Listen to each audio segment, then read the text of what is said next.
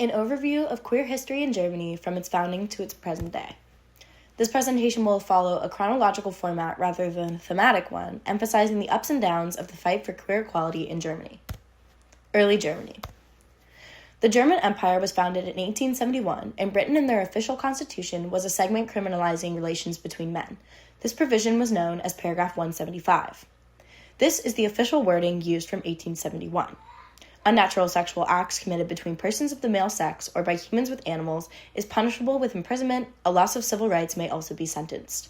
Paragraph 175 was included in Section 13, which also included bestiality, bigamy, incest, and sexual assault. While paragraph 175 criminalized homosexual acts, it is important to note that it was never illegal to identify as a gay man in Germany. In 1896, the world's first gay magazine was published by Adolf Brand in Berlin.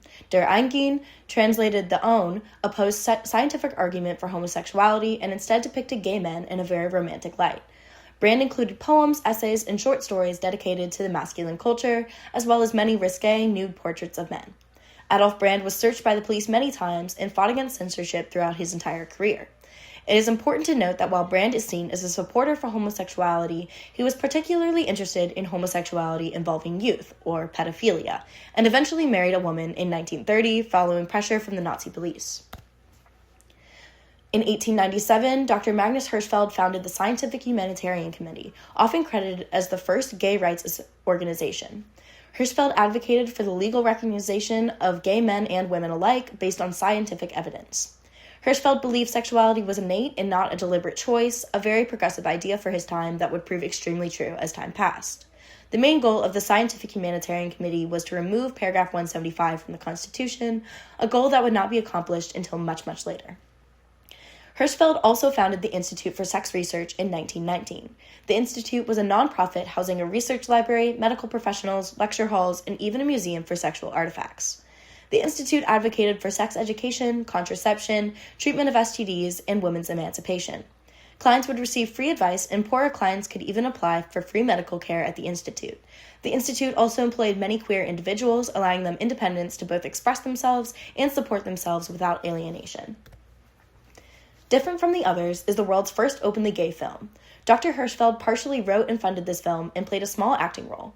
The film sheds light on the unforeseen effects of paragraph 175, the illegality of homosexuality lending itself to blackmail and eventually suicide, a very real and common problem for queers in the early 20th century. The film is far from subtle. The boldness of Different from the Others' plot is incredible considering it is the first ever openly gay film. The goal of the movie was to further sway public opinion that paragraph 175 is unnecessary, unscientific, and dangerous. The very last scene of the film depicts an open book turned to paragraph 175 as a hand with a brush crosses it out. The backlash Different from the Others received pushed the Weimar Republic to enact cinema censorship laws the following year in 1920. Dora Richter was the first transgender woman to undergo a full sex change operation. She received treatment at Dr. Hirschfeld's Institute for Sex Research and became close friends with the doctor himself. Her testicles were first removed in 1922, and then in 1931, she became the first transgender woman to receive a vaginoplasty. She escaped Nazi terrorism and fled to Czechoslovakia in the early 30s, even changing her legal name in 1934. Richter lived until she was 74, when she died of natural causes in a now Nazi-free Bavaria. First published in 1924, Die Freundin showcased poems, short stories, and essays about homosexuality, mostly regarding women. The articles also included notable accounts of queer history and often cited and praised Dr. Hirschfeld's work. Die Freundin was published all throughout Berlin, where it advertised lesbian meeting spots and upcoming events for interested women. Some even used the magazine advertisement spaces to advertise themselves to other lesbians, hoping to find a girlfriend. The magazine also included information on other LGBTQ spheres, like transgender people and even gay men. Die Freundin was truly a magazine for all, though it faced heavy censorship throughout its run, even having to change its name for a few years to dodge its harshest critics. The queer movement in Germany was on the rise, and nowhere was it stronger than in Berlin. However, the shaky uncertainty of the Weimar Republic was beginning to be disturbed by a certain up-and-coming political party, a political party with less than accepting views towards queers. The Nazi regime. In 1933, the Nazi Party rose to power in Germany. Led by Adolf Hitler, millions of members of varying minority groups were targeted. In 1933, Nazis stormed Dr. Hirschfeld's Institute for Sex Research, a facility that had helped thousands for over a decade, and burnt it to the ground. In 1935, homosexuality is further criminalized as paragraph 175 is revised by Hitler.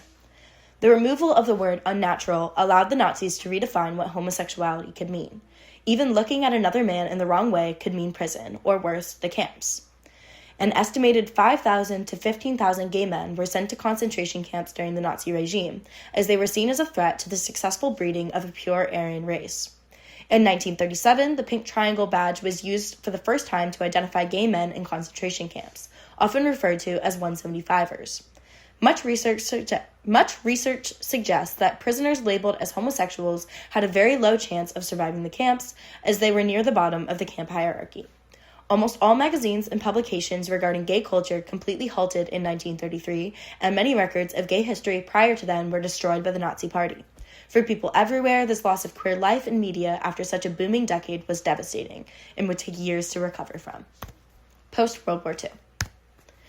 Allied troops liberated the last concentration camps in 1945, marking the end of the Nazi regime. However, this did not mean freedom for those marked with the pink triangle. Many gay prisoners were relocated to state-sanctioned prisons as the Allies allowed to keep the Nazi revised paragraph 175 in effect. Germany was split between the Allied powers into East and West Germany. East Germany vouched to use the original 1871 version of paragraph 175 about a year after its establishment and stopped paragraph 175 enforcement in 1957. By 1968, paragraph 175 was abolished by the East German state.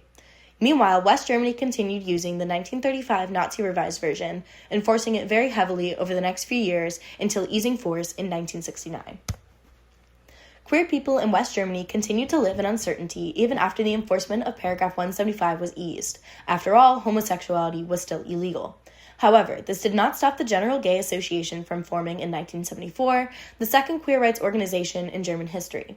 Small victories continued as queers across the country sought more representation for themselves in their government, working towards permanent and undeniable change. In 1985, the West German Parliament, or Bundestag, welcomed its first openly gay member, Herbert Reusch. In 1987, the first openly lesbian woman was included in the Bundestag as well, Jutta Oesterle-Schwerin. Undoubtedly, these additions brought hope and fire to the queer rights movement in Germany, their hearts set on Dr. Magnus Hirschfeld's original goal, the total removal of paragraph 175, another huge step towards equality for LGBTQ people. And soon this goal would be realized. Modern Germany. July 11th, 1994, a day that will forever be remembered in queer history. 4 years after the reunification of the German state, paragraph 175 is officially stricken from the German constitution. The official decriminalizing of homosexuality in Germany was a huge step in not only healing what the Nazis attempted to destroy, but a huge step towards equality for queer people in Germany. Homosexuality was now officially decriminalized, but public stigma surrounding queers still impacted their daily lives. Additionally, marriage and adoption rights were not granted, and same-sex couples were not legally allowed to be seen as a couple in the eyes of the law.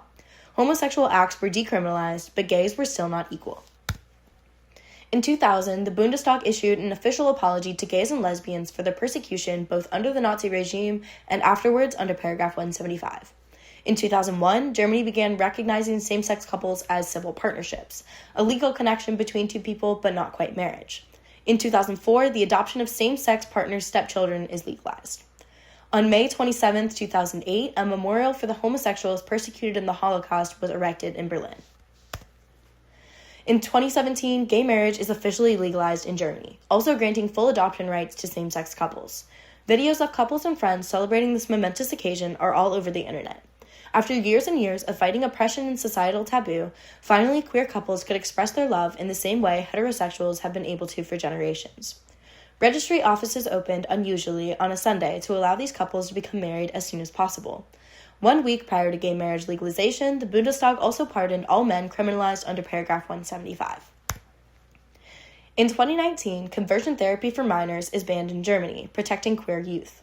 In 2021, the Bundestag issues compensation for LGBTQ military personnel who have faced discrimination and harassment. Just last year, in 2024, the Self-Determination Act was passed, making it much easier for non-gender conforming citizens to change their legal names and gender status, replacing the 1980 Transsexuals Act. Germany has come a long way in working towards queer equality since its founding. We can attribute much of this change to the brave members of the community in the early days. Magazine and movie writers, doctors like Magnus Hirschfeld, and all those unnamed LGBTQ members who stayed true to their identities even during the Nazi and post-Nazi eras. Queer rights are still up for debate in Germany, as the Self-Determination Act is up for removal as of February 2025, and the Berlin Homosexual Holocaust Memorial is vandalized far too often. Germany, like many other countries, still has work to be done to equalize all people in the LGBTQ community and ensure their rights are protected forever and always. Thank you.